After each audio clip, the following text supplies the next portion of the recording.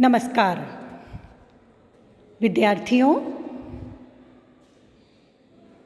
जयशंकर प्रसाद हिंदी साहित्य में छायावादी काव्य धारा में एक जाना माना सुपरिचित नाम। काव्यकार तो रहे ही, साथ ही नाटक और कहानियाँ भी उन्होंने लिखी। जयशंकर प्रसाद का कई भाषाओं पर अधिकार रहा। इनकी कहानियों में इनके कवित्व की छाप दिखाई देती है। परिचय की दृष्टि से देखें तो वाराणसी में जन्मा यह मेधावी रचनाकार कई भाषाओं का विद्वान थे। विद्वता साथ में विद्या अर्जन और उसके साथ लेखन कला, स्वाभाविक है गुणों का भंडार और सहृदय कवि। कहानीकार के रूप में जयशंकर प्रसाद ने अनेक कहानियाँ लिखी हैं। आकाशदीप, आंधी, प्रतिध्वनि, छाया और इंद्रजाल इनके कहानी संकलन हैं। कहानी के विषयों की बात करें तो प्रेम, त्याग, बलिदान, कर्तव्य भावना के रंगों में सरोबार उनकी कहानियाँ और उनकी कहानियों के चरित्र पाठक के मन पर अमिट छाप छोड़ देते हैं। मूलतः नाटककार और कवि होते हुए भी कहानियों में भी इनकी कला मुखरित हुई है, उत्कर्ष पर चढ़ी है। कहानी में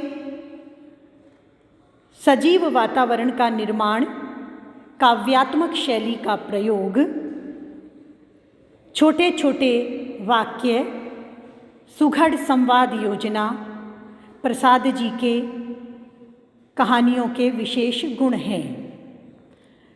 हमारे पाठ्यक्रम में जो कहानी है पुरस्कार, प्रसाद जी की चर्चित कहानियों में है। अपने रचना विधान में मूलतः यह एक ऐतिहासिक कहानी लगती है, किंतु इस कहानी में प्रसाद का लक्ष्य किसी ऐतिहासिक घटना का वर्णन न होकर कहानी की नायिका मधुलिका के चरित्र के विकास के माध्यम से प्रेम के उदात्ततम उत्कृष्ट रूप को प्रस्तुत करना रहा है। यह हिंदी कहानी जगत की एक सशक्त पात्र है जो पाठक को उद्वेलित भी करती है और पाठक के संवेदनशील हृदय को जागृत भी करती है। सामान्य परिचय की दृष्टि से देखें तो मधुलिका कोसल के सेनापति की पुत्री है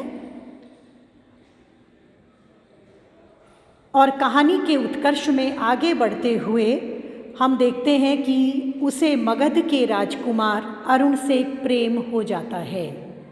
यह प्रेम की भावना उसके कर्तव्य के बोध के ऊपर नहीं होती, किंतु प्रेम भी अविजित ही रहता है। आद्योपांत जब हम कहानी को पढ़ते हैं तो निष्कर्ष तक पहुँचने पर हमें ज्ञात होता है कि कर्तव्य और प्रेम दोनों ही पृष्ठभूमि पर मधुलिका अद्भुत ढंग से खरी उतर रही है। विद्यार्थियों, कहानीकार का सामान्य परिचय और कहानी की भूमिका के साथ मैं आपको PDF के रूप में विस्तार से परिचय और कहानी का सार भी आपके व्हाट्सएप ग्रुप पर प्रेषित कर रही हूँ। अगली कक्षा में हम पुरस्कार कहानी के मुख्य गद्यांशों की सप्रसंग व्याख्या करेंगे। धन्यवाद।